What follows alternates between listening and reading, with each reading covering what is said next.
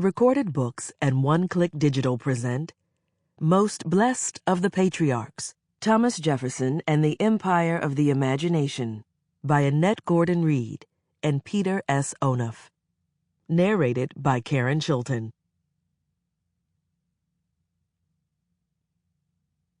Preface. In late autumn of 1793, Secretary of State Thomas Jefferson was in Germantown, Pennsylvania, then the nation's temporary capital.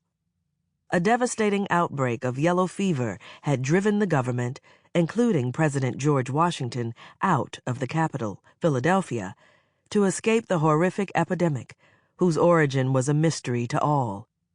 Jefferson hadn't, in fact, been a part of the exodus.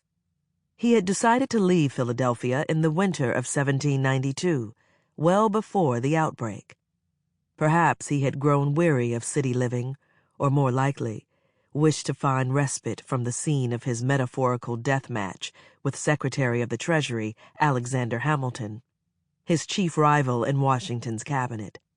The two men had very different visions about the way the new country should progress, and Washington sided with Hamilton. Jefferson had taken residence in a house along the Schuylkill River in April. After a brief sojourn at his home, Monticello, he moved to Germantown knowing that he was in his final days in the administration. When he lost the battle with Hamilton, he gave notice of his decision to resign his post. After some difficulties obtaining lodging in the town newly crowded with refugees, he was able to find a home. It was from this place, and against this backdrop of troubled and disorienting times, that Jefferson wrote to his friend Angelica Schuyler Church in the waning days of November. Jefferson and Church had first met in Paris on the eve of Revolution while he was serving as minister to France. When he wrote to her from Germantown, she was still in London, but she had written to him of her impending return to America, and with news of mutual friends they had known there. The Marquis de Lafayette had been jailed, which Jefferson knew. Lafayette's kinswoman, Madame de Corny, who ran a salon that Jefferson frequented, had lost her fortune. Maria Cosway, with whom Jefferson had had some sort of dalliance, had entered a convent. Jefferson reassured Church that efforts were being made on Lafayette's behalf. He lamented Madame de Corny's economic downfall and expressed surprise at the sharply religious turn in Cosway's life. And then Jefferson's love of language took flight. "And Madame Cosway in a convent. I knew that, to much goodness of heart, she joined enthusiasm and religion, but I thought that very enthusiasm would have prevented her from shutting up her adoration of the God of the universe within the walls of a cloister, that she would rather have sought the mountain-top. How happy should I be that it were mine, that you, she, and Madame de Corny would seek." Church knew Jefferson well enough to recognize what he was doing, writing to her in this manner.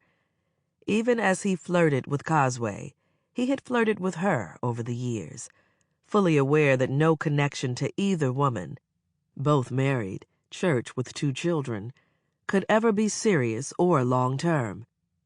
His suggestion that Cosway, Church, and Corny might repair to Monticello to live with him was on par with other fanciful things he had said to her before.